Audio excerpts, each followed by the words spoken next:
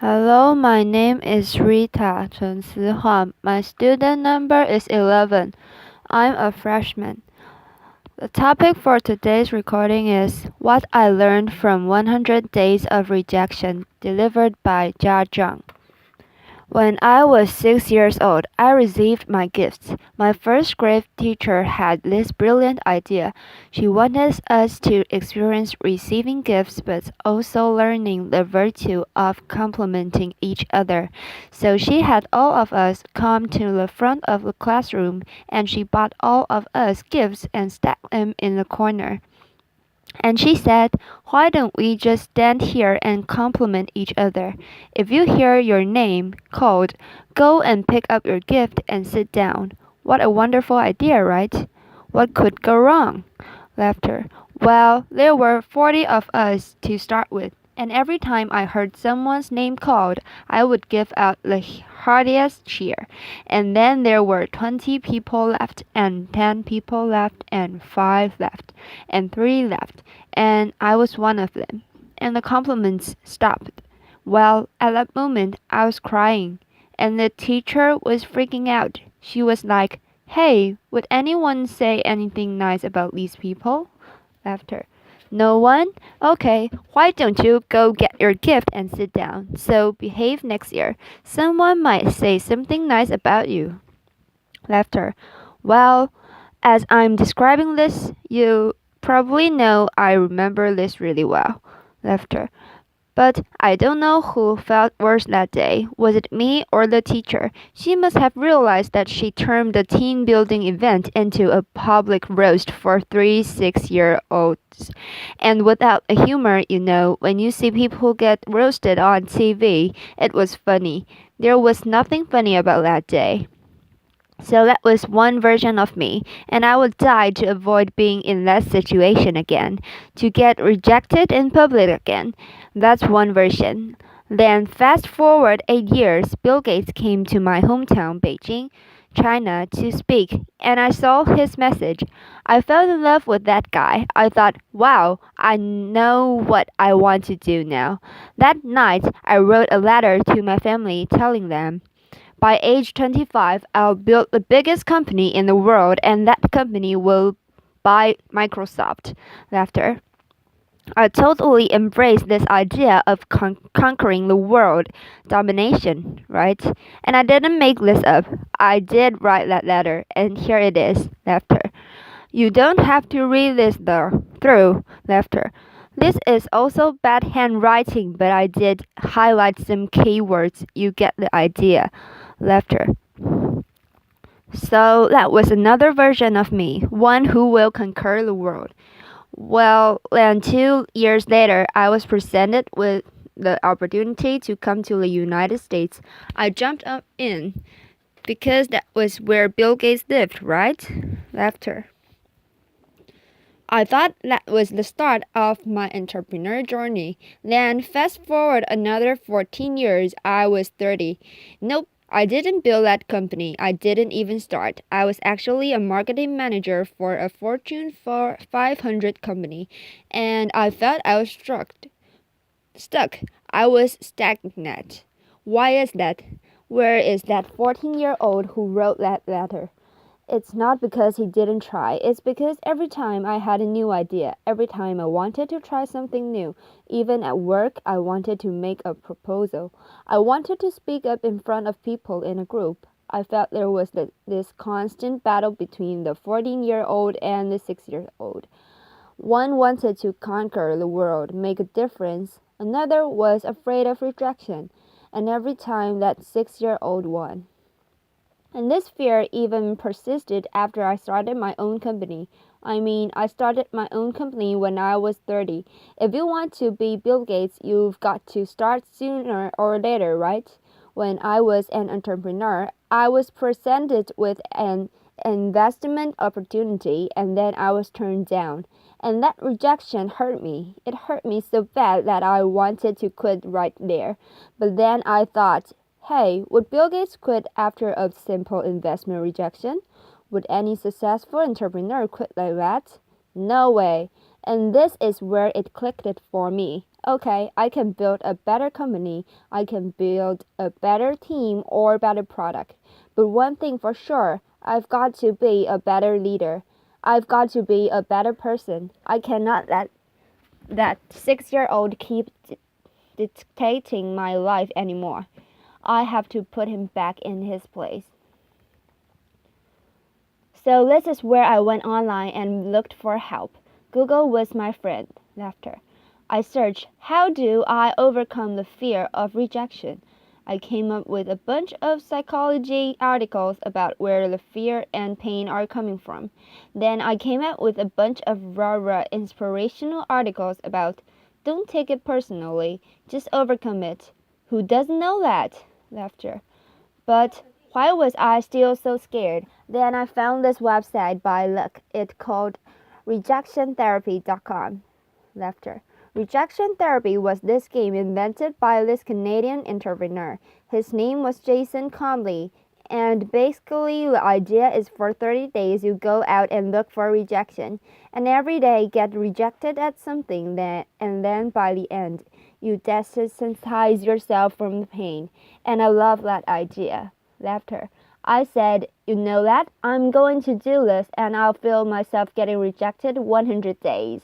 And I came up with my own rejection ideas and I made a video blog out of it. And so here's what I did. This is what the blog looked like. Day 1. Laughter. Borrow $100 from a stranger. So this is where I went to where I was working. I came downstairs and I saw this big guy sitting behind a desk. He looked like a security guard. So I just approached him and I was just walking and that was the longest walk of my life. Hair on the back of my neck standing up. I was sweating and my heart was pounding. And I got there and said, hey sir, can I borrow $100 from you? Laughter. And he looked up. He's like, no, why? And I just said, no, I'm sorry. Then I turned around and I just ran. Laughter. I feel so embarrassed because I fooled myself. So that night I was watching myself getting rejected. I just saw how scared I was. I looked like this kid in The Sixth Sense. I saw dead people. Laughter. But then I saw this guy, he wasn't that menacing. He was a chubby, lovable guy, and he even asked me why. In fact, he invited me to explain myself. And I could said many things I could explain. I could negotiate it. I didn't do any of that. All I did was run. I thought, wow, this is like a microcosm of my life. Every time I felt the slightest rejection, I would just run as fast as I could. And you know what? The next day, no matter what happens, I'm not going to run. I'll stay engaged. Day 2. Request a burger refill. Laughter. It's when I went to a burger joint. I finished lunch and I went to the cashier and said, hi, can I have a burger refill? Laughter. He was all confused like, what's a burger refill? Laughter. I said, well, it's just like a drink refill but with a burger. And he said, sorry, we don't burger refill, man.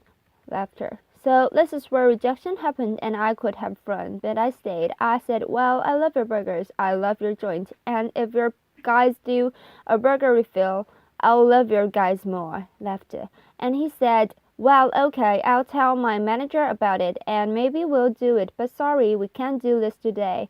Then I laughed and by the way, I don't think they've ever done burger refill. Laughter. I think they're still there, but the life and death feeling I was feeling the first time was no longer there. Just because I stayed engaged, because I didn't run. I said, wow, great, I'm already learning things, great. And then day 3, getting Olympic donuts. This is where my life was turned upside down. I went to a Krispy Kreme. It's a donut shop in mainly the southeastern part of the United States. I'm sure they have some here too. And I went in. I said, can you make me donuts that look like Olympic symbols? Basically, you interlink 5 donuts together. I mean, there's no way they could say yes, right? The donut maker took me so seriously. Laughter. So she put out paper, started jointing down the colors and the rings, and it's like, how can I make this? And then 15 minutes later, she came out with a box that looked like Olympic rings, and I was so touched. I just couldn't believe it, and that video got over 5 million views on YouTube.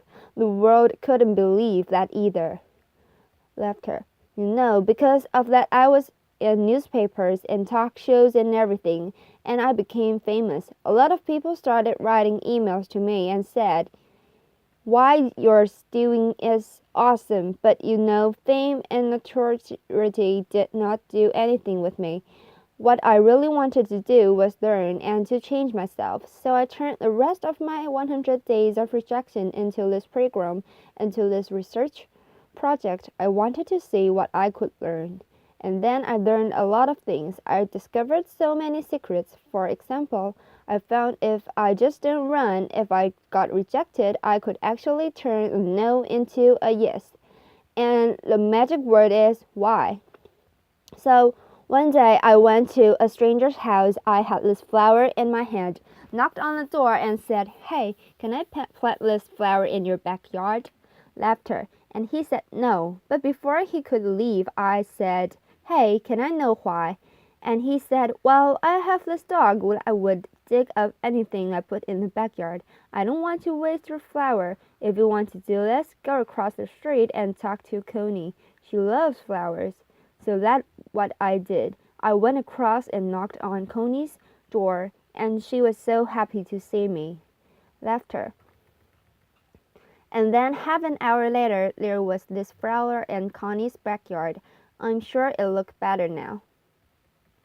Laughter. But had I left after the initial rejection, I would thought, well, it's because the guy didn't trust me. It's because I was crazy, because I didn't dress up well, I didn't look good.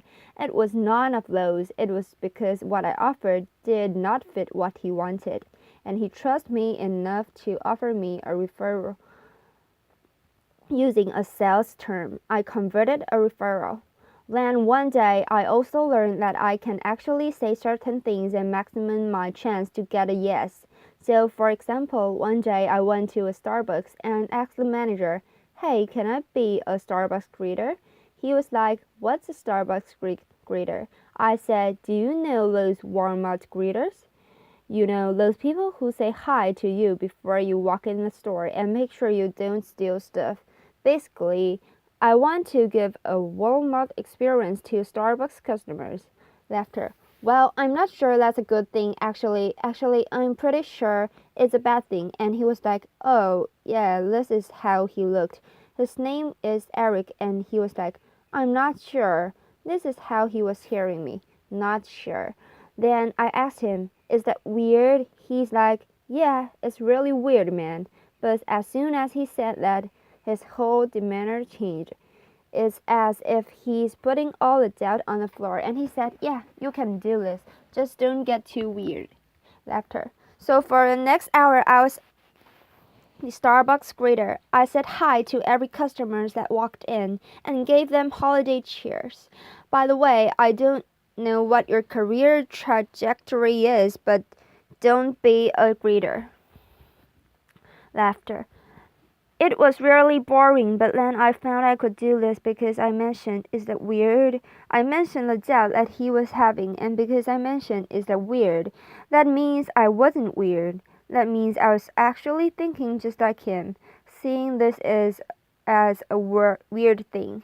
And again, I learned that if I mentioned some doubt people might have before I asked the question, I gained their trust. People were more likely to say yes to me. And then I learned I could fulfill my dream by asking. I came from 4 generations of teachers, and my grandma had always tells me, hey, Ja, you can do anything you want, and it'd be great if you became a teacher. Laughter. But I wanted to be an entrepreneur, so I didn't. But it has always been my dream to actually teach something. So I said, what if I just ask and teach a college class? I live in Austin at the time, and so I went to University of Texas at Austin and knocked on Professor Sis' door and said, Can I teach your class? I didn't get anywhere the first couple of times, but because I didn't run, I kept doing it. And on the third try, the professor was very impressed. He was like, "No one has done this before." And I came in prepared with these PowerPoints and my lesson. He said, "Wow, I can use this. Why don't you come back in 2 months? I'll fit you in my curriculum." And 2 months later, I was teaching a class. This is me. You probably can't see. This is a bad picture. You know, sometimes you get rejected by lighting, you know. Laughter. But wow, when I finished teaching that class, I walked out of crying because I thought I could fulfill my life dream just by simply asking. I used to think I have to accomplish all these things, have to be a great entrepreneur, or get a PhD to teach. But no, I just asked, and I could teach. And in that picture, which you can't see, I quoted Martin Luther King Jr. Why? Because in my research, I found that people who really change this world, who change the way we live and the way we think, are the people who were met with the initial and often violent rejections. People like Martin Luther King Jr., like Mahatma Gandhi, Nelson Mandela, or even Jesus Christ. These people did not let rejection define them. They let their own reaction after rejection define themselves, and they embraced rejection. And we don't have to be those people to learn about rejection. And in my case, rejection was my curse, was my boogeyman. It had bothered me my whole life because I was running away from it. Then I started embracing it. I turned that into the biggest gift in my life. I started teaching people how to turn rejections into opportunities. I use my blog, I use my talk, I use the book I just published, and I'm even building technology to help people overcome their fear of rejection. When you get rejected in your life, when you are facing the next obstacle or next failure, consider the possibilities. Don't run. If you just embrace them, they might become your gifts as well. Thank you. Applause.